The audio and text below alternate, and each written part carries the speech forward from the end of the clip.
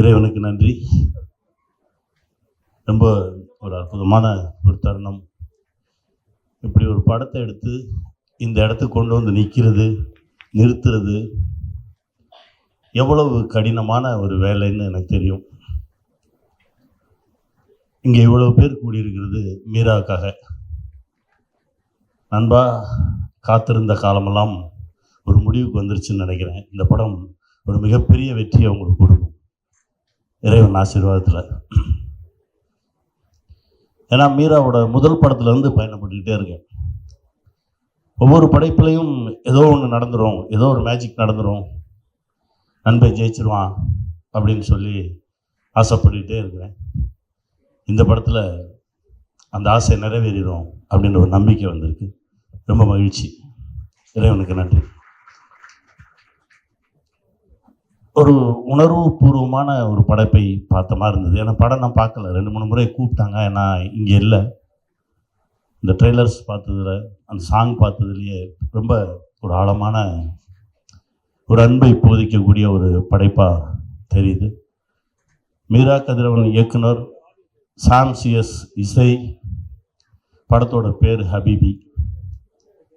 சந்தோஷமாக இருக்குது. ஒரு பெரிய தேசிய ஒருமைப்பாடு படைப்பிலே இருக்குது. இப்போது இந்த சமூகத்துக்கு தேவையான ஒரு படைப்பு அப்படின்னு நான் நினைக்கிறேன். என் தம்பி சாம் சிஎஸோட இப்போ ஒரு படம் ஒர்க் பண்ணிகிட்ருக்கேன். அப்படி ஒரு வேலைக்காரனை பார்க்கவே முடியாது. உனக்கு என்ன வேணும் அப்படின்னு கேட்டு என் முன்னாடியே இசையமைத்த ஒரு இயக்குனர். தம்பி வாழ்க, இன்னும் நிறைய கதவுகள் உங்களுக்காக காத்துட்ருக்கு. வாழ்த்துக்கள். அப்புறம் எங்கள் ஐயா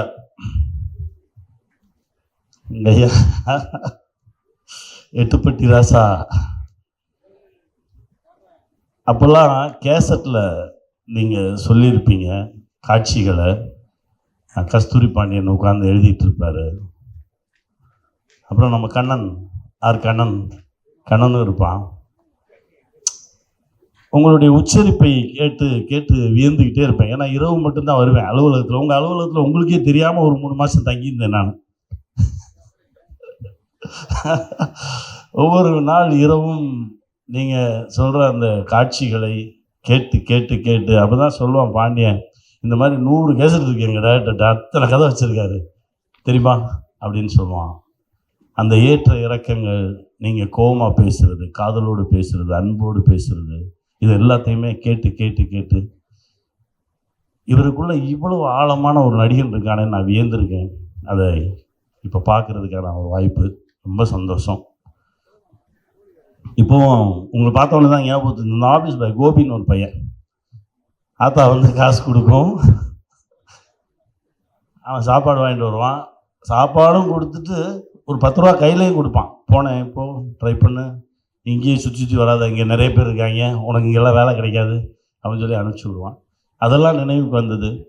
காலம் ரொம்ப நிறைய விஷயங்கள் நம்ம கற்றுக் கொடுக்கும்னு சொல்லுவாங்க. ரொம்ப பக்கத்துலேயே தான் இருந்திருக்கும். உங்களுக்குள்ளே இருந்த அந்த நடிகன் ரொம்ப ஆழமாக இந்த திரைப்படத்தில் வெளியே வந்திருக்கான் அப்படின்னு நான் நம்புகிறேன். ஒரு மிகப்பெரிய ஒரு வெற்றியை இந்த படம் தொடும். அதற்கு இறைவன் அருள் புரியட்டும்.